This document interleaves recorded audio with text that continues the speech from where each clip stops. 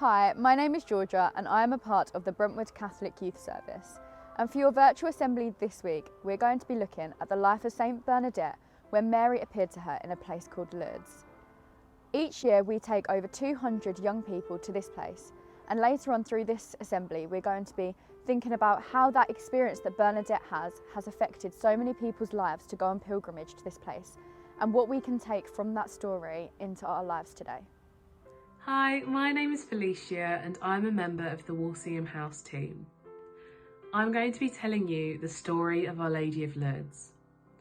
Our story begins in Lourdes, France in 1858 with a young girl named Bernadette. Bernadette had to go and collect some firewood, so she went to the river with her sister and her friend. She saw a cave with a bright light and decided to see what it was. She saw a lady dressed in white with a blue sash, wearing a veil, holding a rosary with yellow roses at her feet. She knelt and began to pray. Bernadette was so drawn to this place that she went back the next day and the lady appeared to her once more. She did this again the next day and the lady appeared again and she spoke to her. The lady asked Bernadette to come back every day for the next 15 days. She also had a task for her.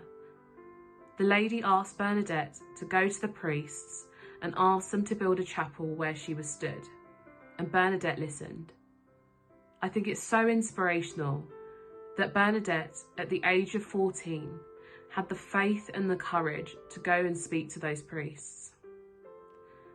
Bernadette's daily visits to the grotto gained a lot of attention. Crowds would gather to watch her speak to the lady. They watched her as she dug soil in the ground and a spring formed. Still, every day this spring produces 27,000 gallons of water. Finally, the lady revealed herself to Bernadette as Mary, the mother of Jesus, but people didn't believe Bernadette when she said this. So Bernadette asked Mary for a sign, and Mary said that she was the Immaculate Conception. People believed Bernadette when she said this because she was an uneducated peasant girl. Once people began to believe, the grotto became an important place of worship, and the water that sprang is still so important to millions of people around the world. Near where the water is, a church is now built in honour of Our Lady. Bernadette persevered. She didn't care what other people said and listened to Mary. And because of this, Lourdes is now an amazing place of pilgrimage for so many Christians around the world. Bernadette is very similar to Mary, both of them being young girls who listened to God and did what he asked, put their lives in his hands. And because of that, the world is changed. I'm now going to hand over to Raf, who's going to tell you more about Lourdes. Hi, I'm Raf and I'm on this year's Walsingham House team. You've just heard from Felicia the story of Saint Bernadette and what happened in Lourdes and the grotto. So why do so many of us travel to Lourdes each year?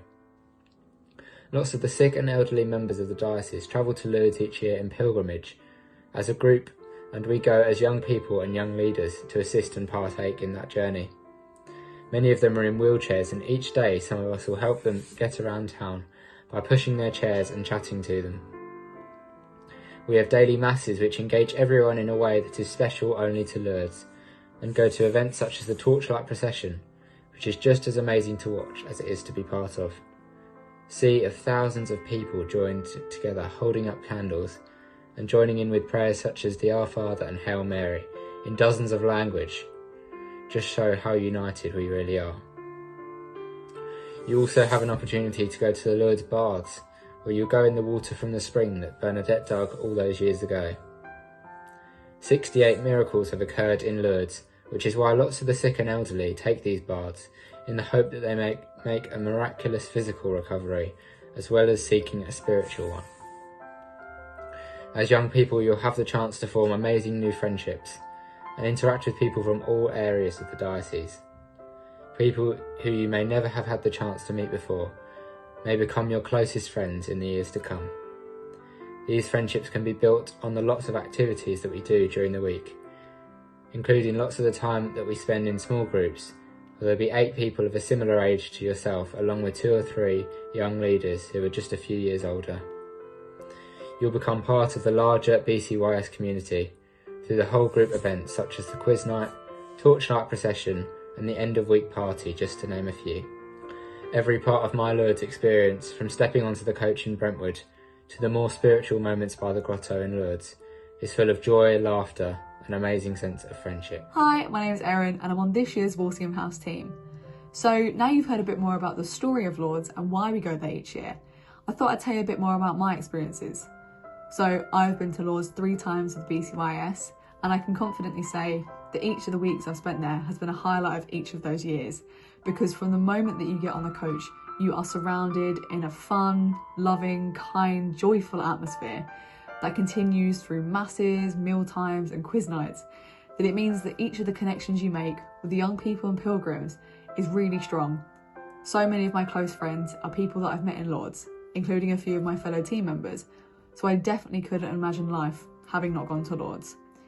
A couple of highlights from my year spent in Lourdes would definitely have to be hearing the pilgrims' life stories and then dancing to Come On Eileen with them later on that evening on the party night, or winning the quiz dressed in a sloth onesie in 38-degree weather heat. I don't think you could do that anywhere except Lourdes with the BCYS. Or definitely another highlight would have to be visiting Gavarni, which is such a beautiful place with mountains, forests and rivers, somewhere that really reminds me of God's beauty in creation. But I would definitely have to say that my biggest highlight is the people. Being surrounded by so many faith-filled young people is truly amazing and I can't wait to go back again. Thank you to several of our Walsingham House team members who you've just seen sharing a little bit about what Lourdes means to them. My name's Harry and you're joining me here in the grounds at Walsingham House in front of our very own mini grotto. For a while now it's been the closest any of us at the BCYS have been able to get to Lourdes. We haven't been able to go on pilgrimage there since 2019 because so much of our pilgrimage is about bringing people together in a community and journeying together on the pilgrimage. So many opportunities like that have been taken away from us in the pandemic. But what grace and what message can we take from Lourdes into our own lives today? Lourdes stands for something which I think is often lacking in our everyday lives. It's a place where people who normally come last are first, and people who normally come first are last. What do I mean by that? For young people, we go to Lourdes to have an opportunity to serve people who aren't as mobile or as fit as we are, who in our ordinary lives we might ignore or easily forget about because they're sort of hidden away. They may have a physical disability, they may be frail and elderly. Some of the people we serve are very lonely. Their summer holiday to Lourdes is the only week in the year they get out of their house or out of their town. This year, those people don't need serving in Lourdes, but they still very much need serving in our own communities here in the UK. Think of the people who live on your street, in your neighbourhood, the people in the houses you would walk past on your way to school. There will be people in those houses who are quite scared to go outside at the moment. There will be people who are really lonely. Could you and whoever's at home do anything to help them? Whether it's offering to get their shopping for them or just having a chat over the phone. Many people are already doing these things and it's brilliant to see. If you haven't done something like that yet, could you? It might be a bit scary. You might want a parent or an older sibling or a friend to help you with it. But it could be as easy as popping a note through someone's letterbox with your parent's phone number on or with just a kind, encouraging quote. Maybe even have the courage to think a little bigger. Are you a musician? Why not perform a concert out on your street where people can enjoy your music from a safe distance? Are you artistic? Why not brighten your neighbour's days with a drawing or a painting? Have you got a book you think your neighbour might like? Or could you bake a cake and safely deliver it to your neighbours? There are so many ways we can have a bit of the spirit of Lourdes in our lives and our neighbourhoods at the moment, even if we cannot physically gather together. We are all called to be the change we want to see in the world. And so, having reflected on all that her appearances to Bernadette in Lourdes can mean for us in our lives today, let's turn to our Mother Mary and ask for her prayers. She is the one human who, through the whole of time and history, came closest to God. When we pray and ask her to help us, we're asking her to bring us a little bit closer to God too. So let's say together, Hail Mary, full of grace, the Lord is with thee. Blessed art thou amongst women, and blessed is the fruit of thy womb, Jesus. Holy Mary, Mother of God, pray for us sinners now and at the hour of our death. Amen. In the name of the Father, and of the Son, and of the Holy Spirit. Amen. Thank you for joining us for our virtual assembly this week. I really hope you got something from it.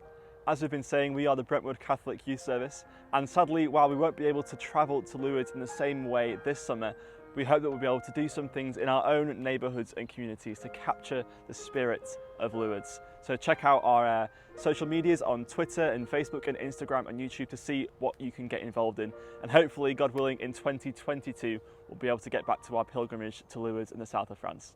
But for now, take care, have a good week, and God bless.